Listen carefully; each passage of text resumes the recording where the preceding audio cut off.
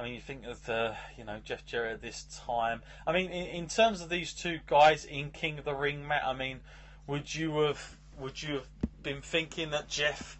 I mean, I'm guessing Jeff and Shamrock at this point would have probably been on the same kind of level in terms of like who could have gone over on this one. I'm guessing. Yeah, I guess so. I mean, Jeff had been there for quite a while by now, hadn't he? And Shamrock's the new guy on the scene. But I think at this point, a lot of people might have assumed that Shamrock was just a short term at this point, like waiting for that next big push. I think a lot of people, the way he was booked as like the world's most dangerous man, and how dangerous he was, that that he could just like, it's kind of like how dangerous Randy Orton used to be when he would just punt someone in the head and take them out, but he would snap your ankle and take you out. Yeah, no, I totally agree with that. That's a good point you make there. And there's Tim White, the referee. We've seen him a few times on our retrospectives. It's interesting. The referees probably have the longest jeopardy of all the King of the Rings that we're going to go through here. They don't seem to change them as much as they do their wrestlers. So we see Shamrock chucking him straight into the steps there. And there's the number one fan. Great shot of him. Now that guy next to the number one fan with the beard, he is also another guy that used to turn up with him, and I saw him at ECW One Night Stand, the recent ones that we saw by WWE in like 2006. You can see both those guys there. If you ever go back to those ones, I think you actually did, didn't you, Matt? Not too recently ago. One Night Stand 2006. The WWE ones. I was just like sitting around not doing much, and I thought, well, actually this would be something interesting to go back and revisit. I mean, I do try and limit myself to how many gimmick kind of matches I'll watch, but then now and then you just got to indulge, haven't you, and just go for it. So I thought that would be the one to actually scratch that itch, and it's a good event. Yeah. If you want, it's actually a really good event. I recommend anybody that hasn't seen much or wants something a bit different, especially if you're into NXT. The style of wrestling that night was very, very good, and a lot of good talent on there. Both those shows were good actually. The first year and the second year they did that. And then we see the outside manager getting involved there. Poor old Shamrock. I always remember Shamrock for never wearing arm pads. That was his kind of thing for me. And he used to wear the gloves instead. Yeah, it was a different kind of look, wasn't it? I mean, it gave a little bit more to that character, made it look a little bit more legit. Because I think the world of MMA at this time was a little unknown to most people, and they just associated it with very stereotypically. And I think they had to just sort of say, this is an MMA guy. Look at him, he's dangerous. Yeah, they really went out their way for that, didn't they?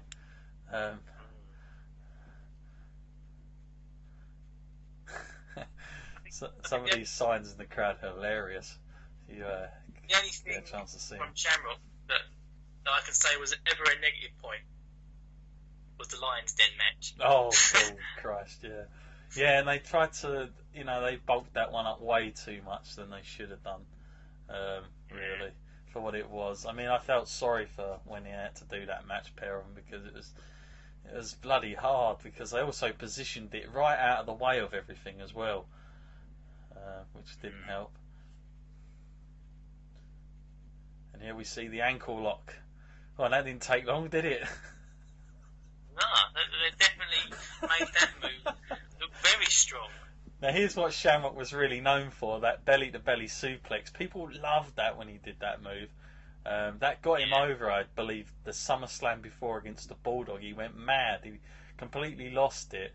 And he would do a load of those belly-to-belly suplexes on all the officials. And instead of, I think people were supposed to boo it, but they actually loved it. The more he did it, the more they were cheering. And he was sort of known as that unpredictable guy that would be the very catchy to get in touch. And there's a very young Michael Cole, I see. Cool, blimey. Yeah. He definitely looks different these days. Yeah, it's taking his wear on him, isn't it? That has. But, It's surprising as well just how long he's been with the company. Yeah, absolutely. When you think about it, it really is. So Shamrock advancing then to the finals, and you see The Rock and Mr. Dan Severn. Oh my god! We do remember Dan Severn. I do not remember him. He's got to be one of the most what do you call it? Most uncharismatic guys that WWE ever signed. I felt sorry for the guy because I really don't think it was his fingers. I see this giant Undertaker outside. Oh, that was about. That was interesting. And here we see, here we see the Nation with The Rock, who he was having bad times before this, but then he got in with the Nation, and Intercontinental Champion, as you see there. Yeah, I was going to say. I mean, how legit was that Intercontinental title at this point? I mean, some real big names were holding it. People like The Rock and Triple H, and they're just coming in holding this title. That title, it really, really meant something then. And I'm just longing for the day it comes back to that kind of level. Yeah, I really wish it would. And even the way he's carrying it there, it's like he's carrying it with some purpose, as well as Henry and the Godfather are now getting ordered to leave ringside. And there you go, another guy who's been around for way too long, Mark Henry. So I'm in the latest draft this year, so this goes to show you. The Godfather, the recent Hall of Famer. Going to have to talk about him, I guess. So this is the other semi-final. I want to become an American all of a sudden. They're doing this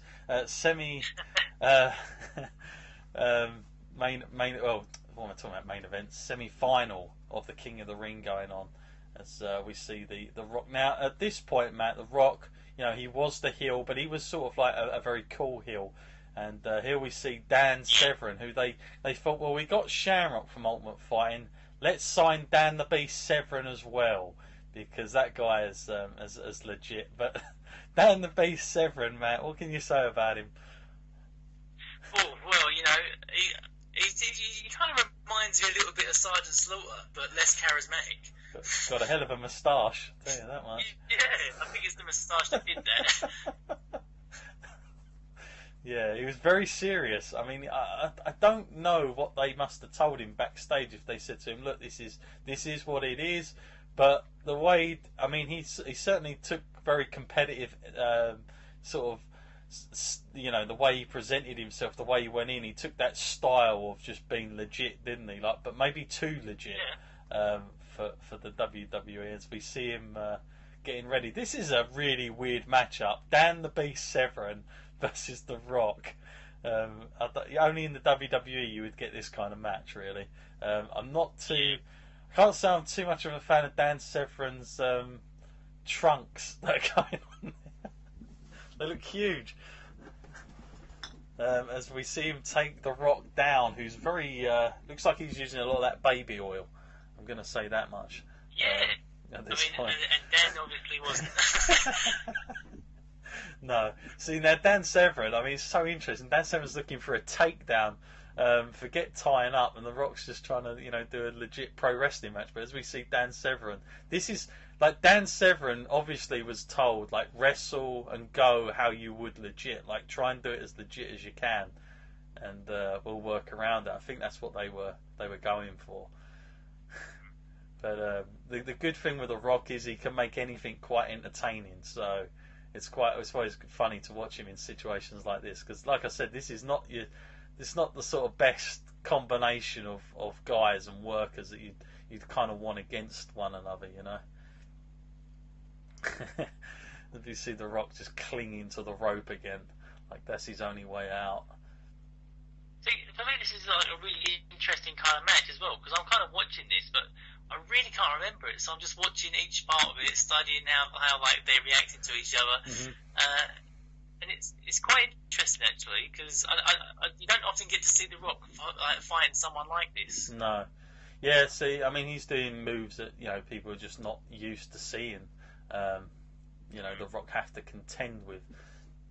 I think as well, like, I mean, I know The Rock was very popular, but the way they were setting this up, Matt, by putting Dan Severn in the the semi-finals, was that Severin and Shamrock's past may get revisited on WWE King of the Ring final.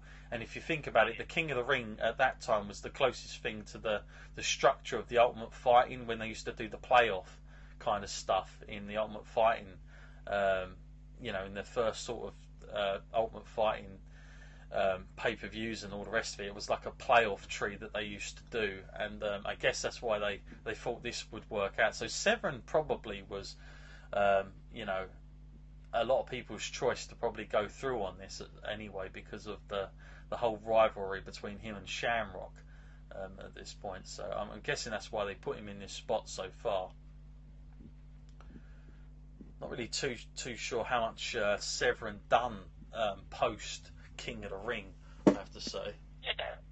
Well, I know, like, The Rock, he was incredible at the time, but I wasn't quite expecting the match to be this kind of one-sided to start with. I love The Rock there, just absolutely taunting, taking the mick out of Severin there with how he was taking him down. But man, he's getting some good heat for it. Yeah. Suplex there. Just moves you don't. Not familiar with The Rock, are you, sometimes? No, I mean, this is another one of those things where, like, these days they would totally take advantage of what Severin had to offer. But here they're not exactly showcasing the fact that, this is two worlds colliding here. They're just kind of making it look like, well, he's in the wrestling world now, so he's going to get dominated by the wrestler. Yeah. That's a good point. As we see Severin now putting his boot in there to his high knees into The Rock there in that turnbuckle. See, now The Rock, this style that we're seeing The Rock do with those punches and that, this was all very new come this year. Like, he hadn't been doing that long, and some people used to mock it quite a bit. Like, what is this guy actually doing? That it looks just so ridiculous. But of course, it got so over in the end and popular, as we see the Godfather and Mark Henry come to The Rock's aid here. Yet they were ordered out, and who's that on the other side? It's D'Lo Brown. With his chest protector. Oh, yeah. And the referee didn't hear that? Unbelievable. See, we did have a period where I love that guy with the camera there as he runs out like, come on, mate, you're not going to get a good photo there. The referees back then were pretty stupid, the way they were acting. Like, they just never used to see anything. There used to be, every show, there was a referee that would always never see something, and there'd always be a problem. And there's your spot tonight. A lot of head in the head signs in the crowd there, as well as we see a lot of fans get very peed off there with The Rock, giving him a lot of stick there. That's for sure. So he was doing his job. That's interesting as well, isn't it? Because Al Snow must have been quite popular at this time. Oh yeah. And that piece of merchandise, it must have cost them very little, a bit of polystyrene or whatever. But they must have been making a fortune out of that. As we see The Rock now do his post-interview, I'm sure this was much more entertaining than than what we get today. Let's put it that way. But the Intercontinental Champion, he will advance against Ken Shamrock. Now, I'm trying to think. 98 the year The Rock and Shamrock fought at WrestleMania as well. Like, they had the Intercontinental match, didn't they? Where The Rock would win. So I think this will be the adding to their rivalry, as we see D'Lo Brown, the replay of him coming in, frog splashing Severin there. Poor old Dan Severin. Not sure if we saw him. I love this shot where you see this guy try and get the camera shot. It's the guy's running off. Brilliant. What are you going to do? Get his backside? Anyway, Shamrock versus The Rock. There, as you see, The Rock would advance from Triple H, as I can see on that part. Severin went through Owen Hart.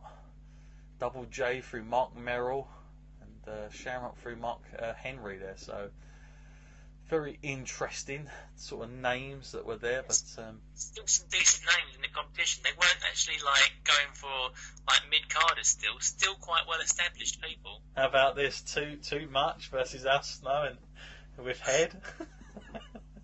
Cool. Yeah, I barely remember Too Much, and now his face has just popped up there. I'm like, yeah. And there is is that Al Snow? Yeah, that is him. We're getting a little like highlight thing going on here. So this is again a time where he was probably just getting over with his gimmick. I'm taking it now, because I'm not sure he featured heavily at WrestleMania